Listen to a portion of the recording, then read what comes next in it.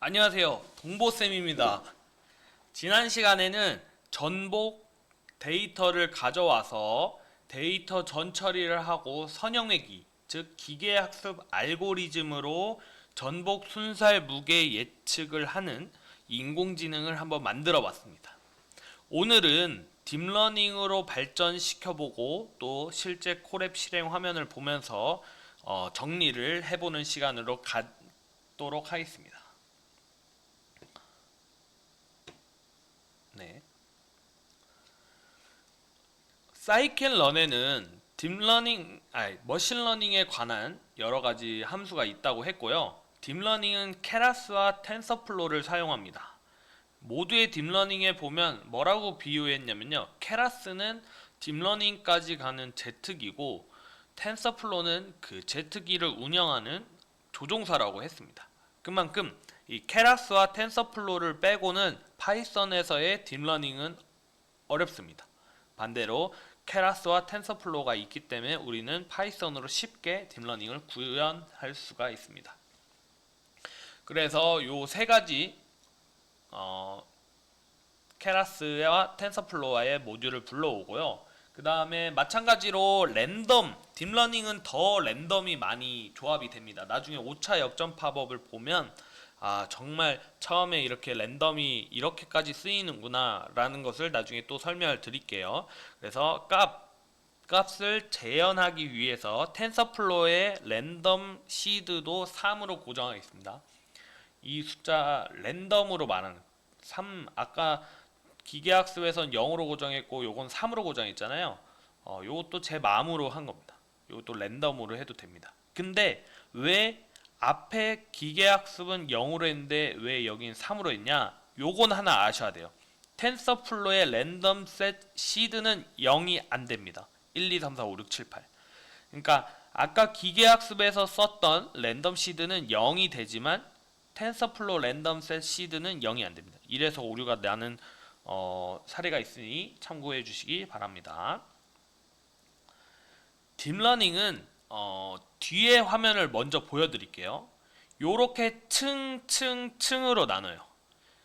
제가 앞서서 설명했던 그림이라든지 인터넷에 있는 그림은 층이 엄청 많지만 실제적으로 이런 데이터는 이렇게 입력층, 은닉층, 출력층 3개의 층만 있으면 되고요. 여기 보시면 우리는 지금 입력층, 은닉층, 출력층입니다. 여기에 있는 인공신경 세포 수는 임의로 결정을 합니다. 요거는 좀 이것도 랜덤이에요. 그러니까 인공지능의 감이 중요하다는 얘기가 정해져 있지가 않은 것들을 랜덤으로 풀어가는 것들이 많아서 인공지능 감이 중요하다고 하는데 제가 어떻게 선택을 하는지는 조금 이따 설명을 하도록 하겠습니다. 그래서 시퀀스 이제 층을 쌓을 거다 이런 뜻입니다. 그래서 세 개의 층 여기 입력층이 되겠죠. 입력층이 되고 그 다음에 은닉층은 여러 개가 될 수 있어요. 근데 입력층과 출력층은 딱 하나씩입니다. 입력층에는 인풋 독립변수가 몇 개냐가 들어가야 됩니다. 그 다음에 이게 세포수인데요. 저는 주로 이 독립변수의 수의 배수로 합니다. 주로. 정답은 없어요. 정답은 없는데 저는 주로 독립변수의 배수로 합니다. 그래서 7, 4, 28개 정도를 했고요. 그 다음에 저는 주로 이렇게 은닉층 같은 경우에는 요 속성의 개수로 합니다. 그러니까 많이 한번 해보니까 이거는 정확한 건 아니지만 요렇게 하니까 좀 잘 맞더라고요. 그 다음에는 활성화 함수입니다. 우리 요렇게 시냅스 우리 진짜 신경망 있잖아요. 신경망에서 이렇게 자극 1, 2, 3이 들어와서 임계점 이상이면 이게 뉴런이죠. 뉴런이 임계점 이상의 자극을 받으면 요 뉴런 끝에 있는 시냅스의 전기가 터지면서 뭐 이렇게 넘어가잖아요. 그럼 요 임계점 이상의 자극인 것을 어떻게 판단할 거냐? 요게 바로 활성화 함수입니다. 활성화 함수 중에는 최대한 요거랑 비슷하게 하고 싶은 함수가 바로 시그모이드 함수가 있습니다. 이렇게 되어 있는 거예요. 예. 나중에 또 함수를 많이 설명할 건데 요거는 기울기가 최대 0.3입니다. 딥러닝은 뭐 몇백 번, 몇천 번 학습해요. 그럼 왔다 갔다 엄청 많이 하는데 0.3이면 미분을 한 3, 4번 하면 값이 0으로 소멸이 됩니다. 그래서 나온 게 렐로 함수입니다. 일정 기준 이상이면, 임계점 이상이면 요 기울기가 1이에요. 그럼 값을 그대로 전달해요. 근데 얘가 일정 임계점 아니다. 그럼 0인 거예요. 그러면 얘가 100번, 1000번, 만번을 움직여도 기울기가 1이니까 미분을 해도 1이죠. 그러니까 값이 소멸되지 않고 계속 살아남습니다. 그래서 입력층과 은닉층의 활성함수는 다 렐루입니다. 참고하세요. 활성함수의 출력 함수 딥러닝에서 활성함수는 요 임계점 이상인지 아닌지를 판별하는데 엄청 많은 수의 학습을 하다 보니 이 렐루 함수를 쓴다. 일정 값 이상은 그대로 보내주고 일정 임계점 아래면 값을 소멸시키는 요 함수가 바로 렐루 함수고 출력층을 제외한 나머지는 다 렐루입니다. 그 다음에 요거를 도식화 시킨 거예요. 독립변수 7개가 요렇게 들어갑니다. 요렇게 들어가고 저는 28개의 인공신경세포 그 다음에 그럼 요게 하나의 인공신경세포층이 된 거죠. 그 다음에 이 층 3개가 합쳐서 이게 인공신경망이 된 겁니다. 그러면 요 x-1을 보면 x1 곱하기 w1 더하기 x2 곱하기 w2부터 해서 x28 곱하기 w28입니다. 이것도 1차 함수예요. 직선인데 29차원짜리 직선인 거예요.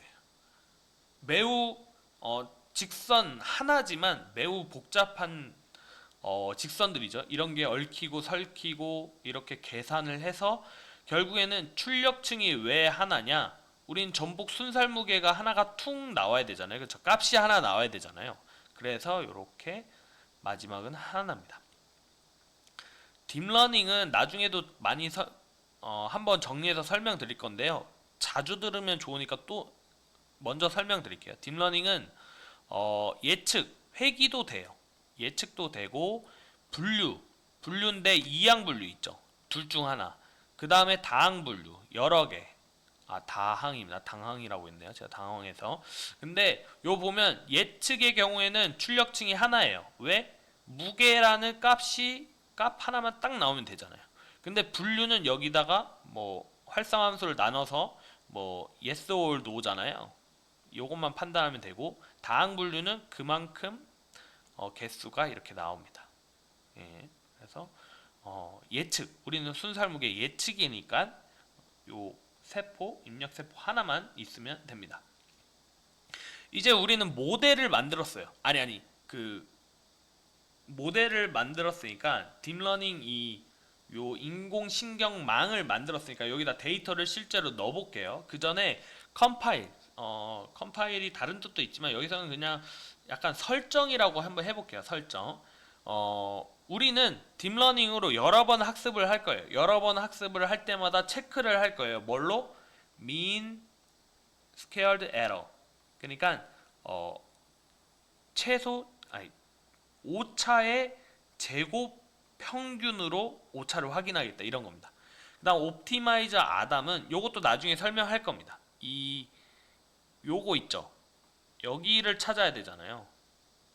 기울기가 0인 이 오차 기울기를 했을 때 오차가 제일 적은 게 요 기울기가 0인 미분값이 0인 곳인데 얘는 아까 직선이 많죠. 딥러닝은 요 직선이 엄청 많죠.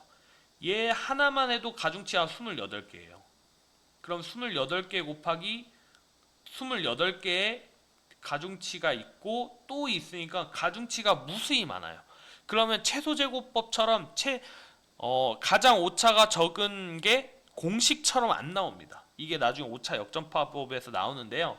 그래서 기울기가 양수면 왼쪽으로 당겨보고 기울기가 음수면 오른쪽으로 당긴 다음에 어딘진 모르겠지만 왔다 갔다 하면서 최적의 함수를 구하는데 요 옵티마이저 아담은 요 내려오는 게 경사각형법인데 그 경사각형법에서 제일 최적화되어 있고 많이 쓰는 그런 통계에서 쓰는 모델입니다.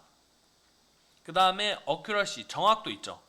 몇 퍼센트의 정확도를 보이는지도 중간중간에 체크를 한다는 겁니다.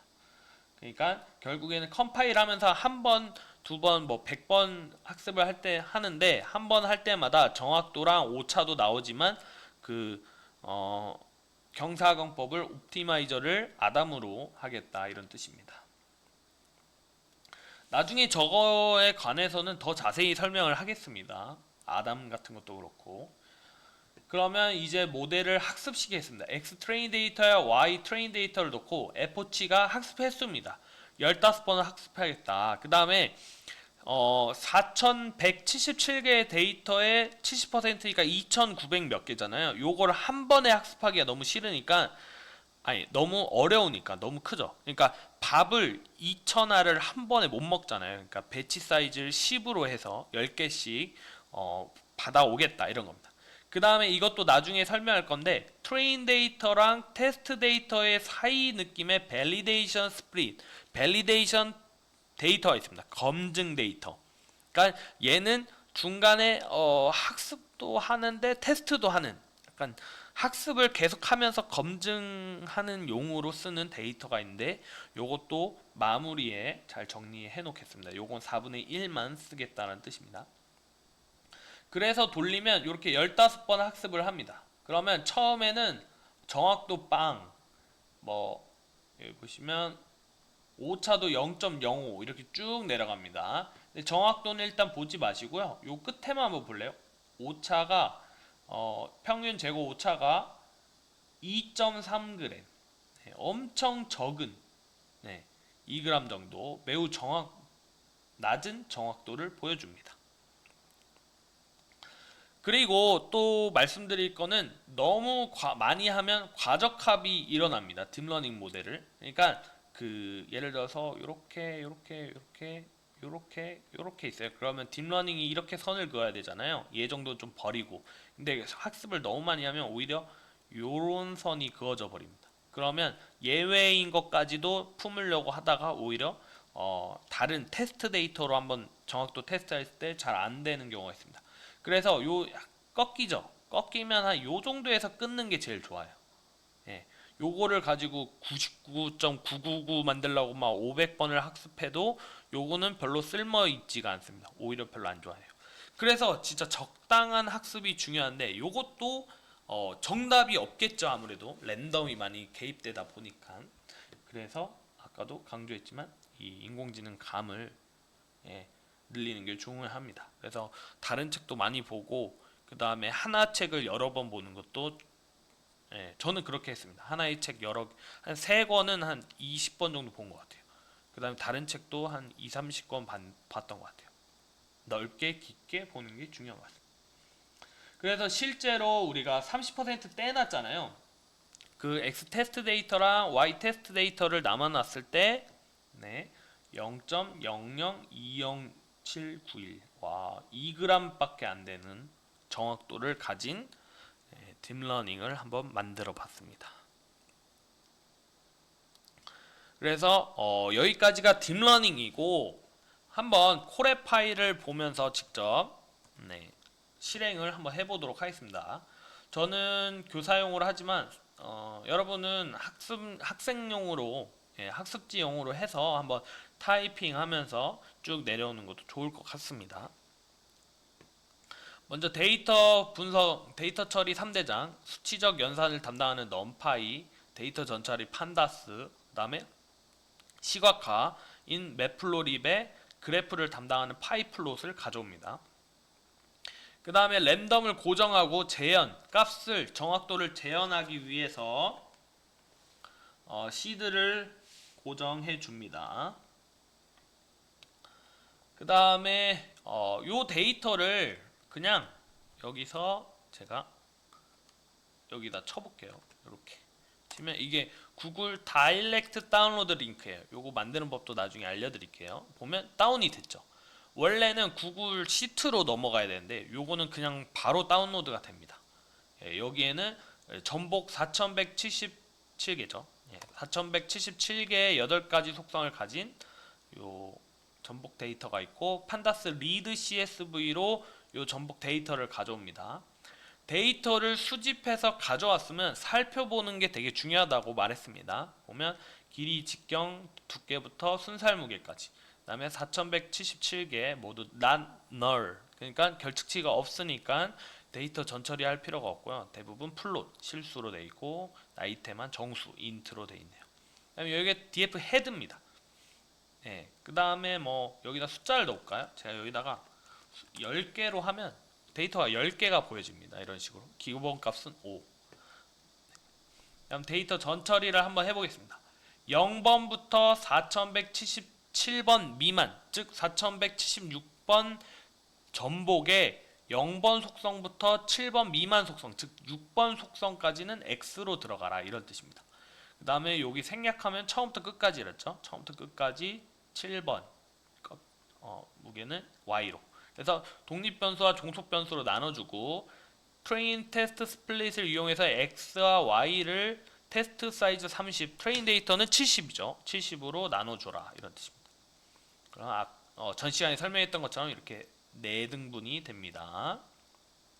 데이터 처리가 힘들다고 했죠. 인공지능은 쉽습니다.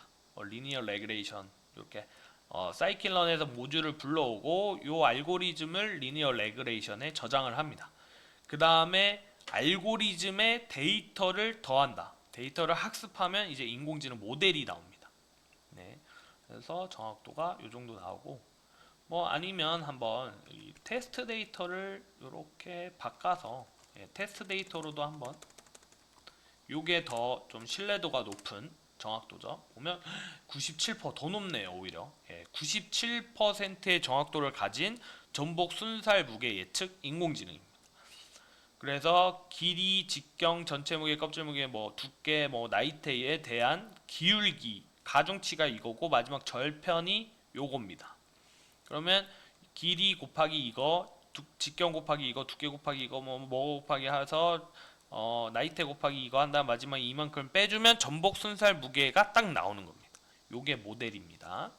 그래서 실제로 해보면 차이가 별로 안 나는 것을 볼 수가 있습니다. 뭐 거의 한 뭐 30g 짜리도 있지만 대부분 10g 안으로 들어오는 것을 알 수가 있습니다. 그 다음에 딥러닝입니다. 딥러닝에 필요한 모듈을 불러오고 이제 시드를 고정해 주고요. 그 다음에 시퀀스 층을 쌓겠다. 그래서 입력층, 은닉층, 출력층을 해주고, 입력층은 무조건 독립변수 개수를 넣어줘야 되고, 입력층과 은닉층은 렐루, 여러 번 학습을 해도 값이 소멸되지 않게끔 렐루를 해주고, 마지막에는 전복 순살 무게가 딱 값이 하나 딱 나와야 되기 때문에 마지막은 하나입니다. 그래서 우리는 요런 전복 순살 무게 예측 인공신경망을 구성한 겁니다. 그 다음에 오차는 MSE, 오차 제곱 평균으로 구하고 정확도도 표시해주고 아담으로 내려온다고 했습니다. 그 다음에 이렇게 학습을 하면 첫 번째 학습은 오차가 뭐 30g 정도인데 쭉 학습할수록 오차가 점점 줄어듭니다. 그럼 여기 보시면 2.7g, 2.6g 요 정도에서 거의 멈추면 이 정도는 충분하다는 겁니다. 요 정도만 학습해도 충분하고 100번, 200번, 300번 하더라도 뭐 0.001g 정도는 줄 수 있지만 오히려 다른 낯선 데이터를 만났을 때 정확도가 별로 안 좋을 수 있습니다. 그래서 최종적으로는 2.4g 정도가 오차로 매우 정확도가 높은 것을 볼 수가 있습니다. 그 다음에 이렇게 시각화도 한번 해봤고요. 그 다음에는 테스트 데이터로 한 결과 2.6g이라는 아주 높은 정확도를 보였습니다. 아무래도 처음 기계학습과 딥러닝을 하다 보니까 중간중간 매개 변수라든지 이해 안 가는 점이 있지만 앞으로 여러 가지 10가지의 예제를 더 하면서 좀 더 디테일한 면까지도 가져가면 좋을 것 같습니다. 일단 처음으로 인공지능 모델을 만들었기 때문에 인공지능의, 아까도 말씀드렸지만 인공지능의 감, 데이터 수집해서 처리하고 가져오고 처리하고 살펴보고 시각화하고 그 다음에 데이터 나누고 기계학습하기 학습시키고 이런 것들을 이해하면 좋을 것 같습니다. 여기까지만. 정보쌤이었습니다.